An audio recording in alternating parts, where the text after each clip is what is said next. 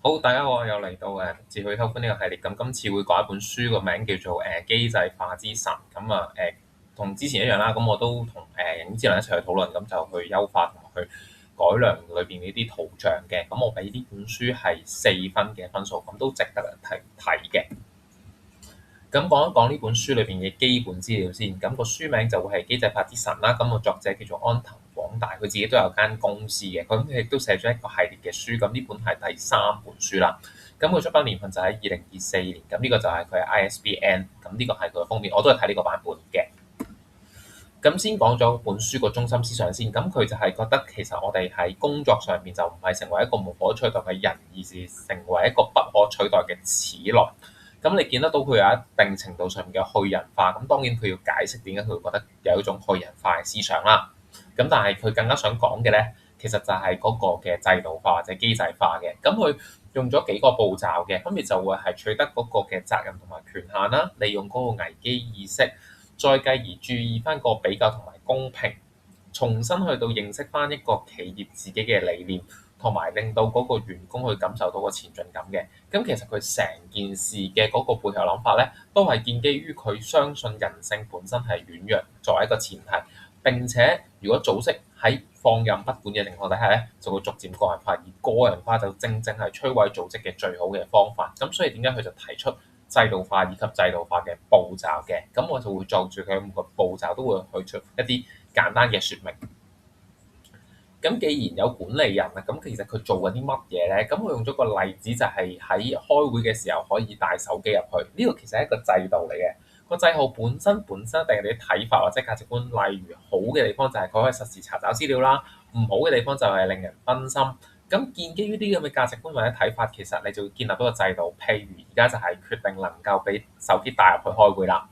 咁但係當你換咗管理人嘅時候，管理人就唔係話好啦，之前其實都俾嘅，咁我繼續俾啦，而係佢要諗一諗翻，其實嗰個價值觀同埋嗰個制度嚟講，其實合唔合乎佢自己個人嘅判斷。譬如個管理人嘅職責就係咩？根據我嘅判斷嚟講，呢個規矩今日仍然有其必要性。當然你亦都可以去推翻佢嘅。其實你建立個制度就正正係個管理人本身嘅職責啦。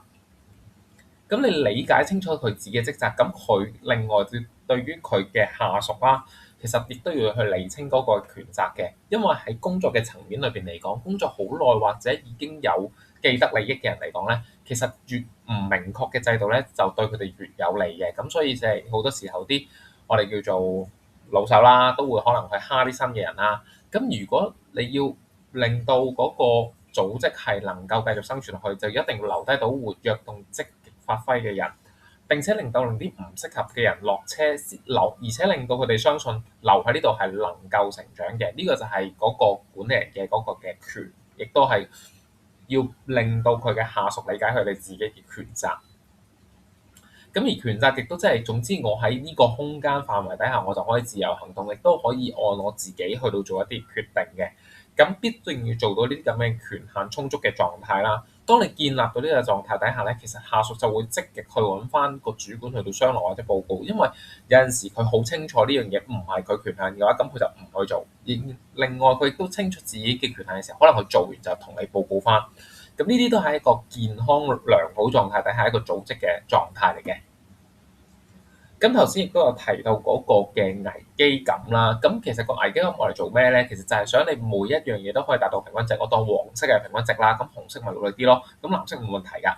咁透過機制，你就要俾佢去個員工係能夠適應到個組織嘅能力，正通過佢反覆嘗試，咁就學識咗嗰個嘅技巧，然之後再將個技巧傳俾其他員工，等大家都去到嗰個平均線嗰度，或者高過佢都冇所謂，但係至少大家都去到平均線嘅話咧，其實大家工作就會順利或者順暢好多噶啦。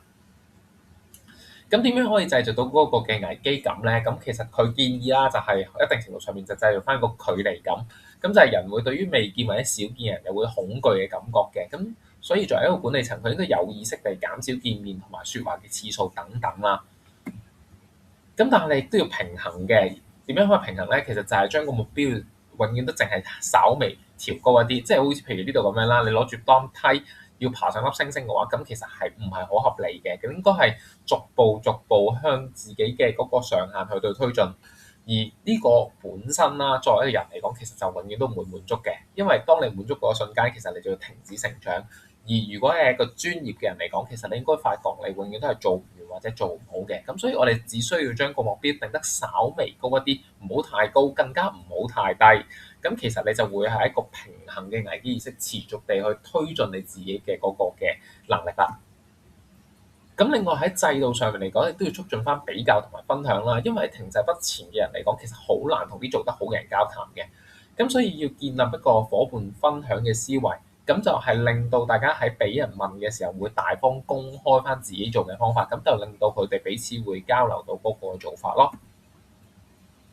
咁至於再下一步啦，其實就係去慢慢去到進入緊嗰個企業嘅理念嘅時候咧，咁我哋理解翻其實咩叫做決策同實務先。咁管理層當然係做緊一個決策，並且要求緊嗰個前線去到執行啦。咁但係前線喺執行緊實務嘅時候，亦都調轉嚟提供翻一啲現場嘅資訊，俾翻個決策，等佢可以做得個好啲嘅決策。